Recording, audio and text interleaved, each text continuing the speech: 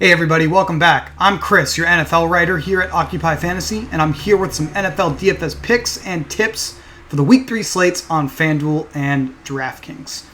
As you may know by now, we're dropping these position previews every single week throughout the season, so make sure that you're subscribed to the channel below to get notified when we upload a new video.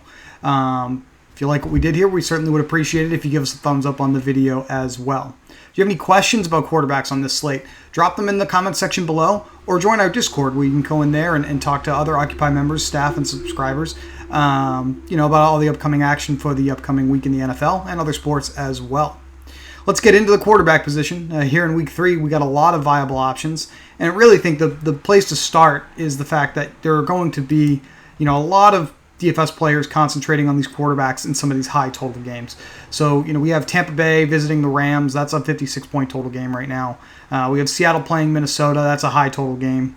And we also have Patrick Mahomes and the Chiefs playing Justin Herbert and the Chargers. So you're going to see a lot of people concentrate on those 6 quarterbacks. Talk about those guys in a minute. But really, my favorite quarterback, personally, and the guy I want to start with in this video is Lamar Jackson. I think we saw last week when the passing game kind of fell apart for backers of the Dallas Cowboys and Los Angeles Chargers, self-included, had a lot of stacks there. Because the passing game didn't get there really for either team. The quarterbacks didn't really do much for you in your lineups. Obviously, outside of like Mike Williams and CeeDee Lamb, the wide receivers didn't do much for you. At the quarterback position, when we take one of these guys with mobile rushing upside, there's an elevated floor of production that we can expect. And can't ask for a higher one than what Lamar Jackson gives you. Obviously, 7,800 here. You see that on DraftKings. Over on the FanDuel side, he is 8,400 this week. You have to think about Lamar Jackson as effectively at least a player and a half in one position. I know it is the quarterback, and he is expensive, and a lot of people like to stack, but especially in low-risk contests, the rushing floor that is accessible, particularly with Jackson, and the way that the Ravens prefer to utilize the running game with Jackson getting at least a third of the rushing attempts in this offense. Jackson is a great play every single week, and here he's facing a Detroit Lions defense that it's early, but they're grading out as the second worst defense in the entire NFL against the pass and the worst against the rush. So that's just not a good formula for the Lions as they kind of prepare for this dynamic quarterback here, Lamar Jackson of the Baltimore Ravens. I did mention the high total games. So I'm the madman that's going to tell you my favorite quarterback out of that group is Kirk Cousins. They are the underdog side of that game at home, against Russell Wilson Seahawks. But I think there's a lot of opportunity here, particularly on DraftKings, where he's just 6,300 in a game that has the potential to shoot out. Over on FanDuel, he's a little more expensive. I believe he's 7,700. Yeah, he's right here, 7,700.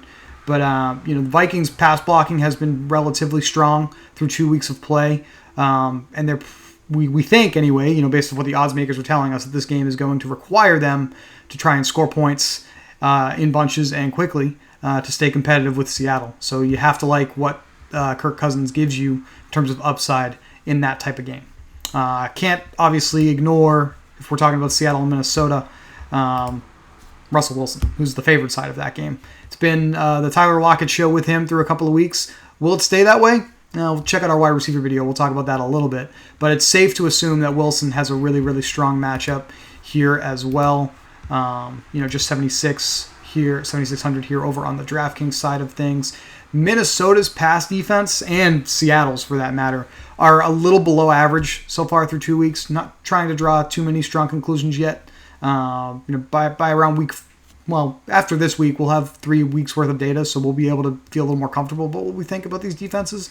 But it's safe through 2 weeks to say that both the quarterbacks in this Seahawks-Vikings game have really strong opportunities to get there for you based off of what the odds makers, i.e. kind of all the experts here, think is going to shake out in this game.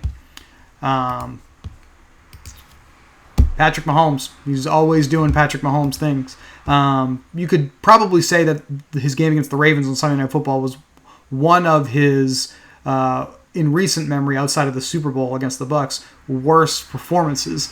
Took a couple of bad sacks, had a bad interception in there. Still had a very, very strong fantasy day with 28.02 DraftKings points.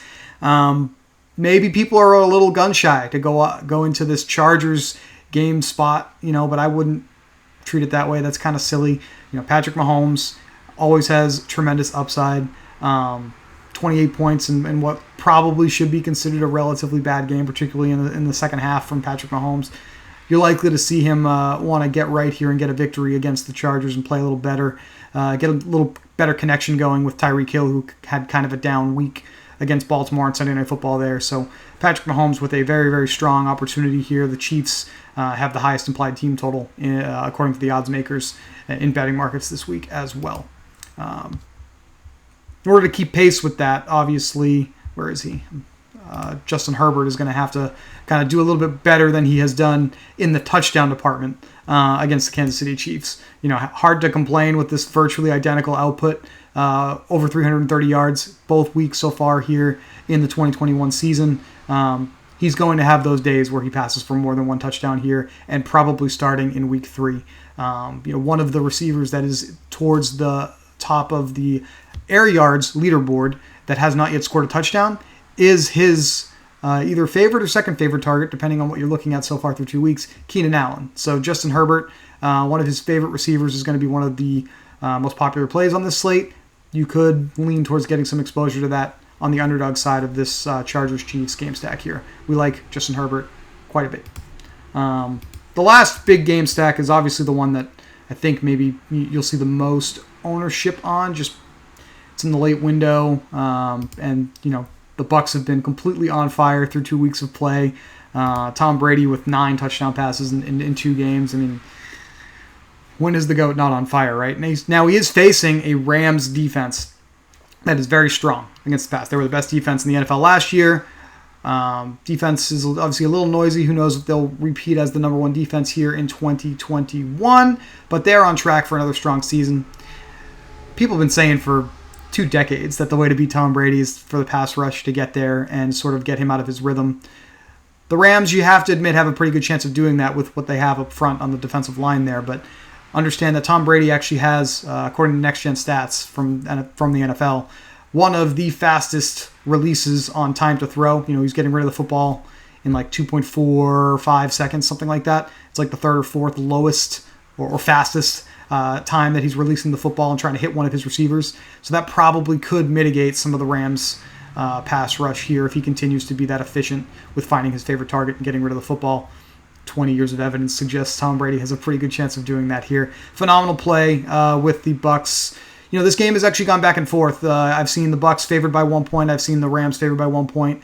But this game should be an interesting one that's high scoring based off of how these teams play. The Bucs actually with one of the higher early down pass rates above average. They're passing the football a ton, so hard not to see that continuing here in what should be a more competitive game than they had last week against the Falcons. And obviously that means we can't kind of walk out of here. When no one's walking out of here, you're watching a video. I need to stop saying that without talking about the other side there, and that would be Matthew Stafford. The Rams are extremely efficient so far on offense, and obviously he's had a super strong connection with Cooper Kupp, who's probably still a little too cheap on this slate. Teaser for the wide receiver video. But, people are concentrating on the Bucs side here. Obviously, the Bucs side did actually take down one of the millionaire makers on DraftKings last week. Tom Brady, Gronkowski was in there, I believe. So, that kind of people look at that and go, I'm going to play the Bucs again. You may actually get some leverage playing the Rams side of things here in this high total game. Those are my favorite quarterbacks of the week so far. Obviously, we're always going to be interested in Kyler Murray. That's the last thing I think I should mention before I let you go here. Facing Jacksonville's defense, which has been very, very poor lately.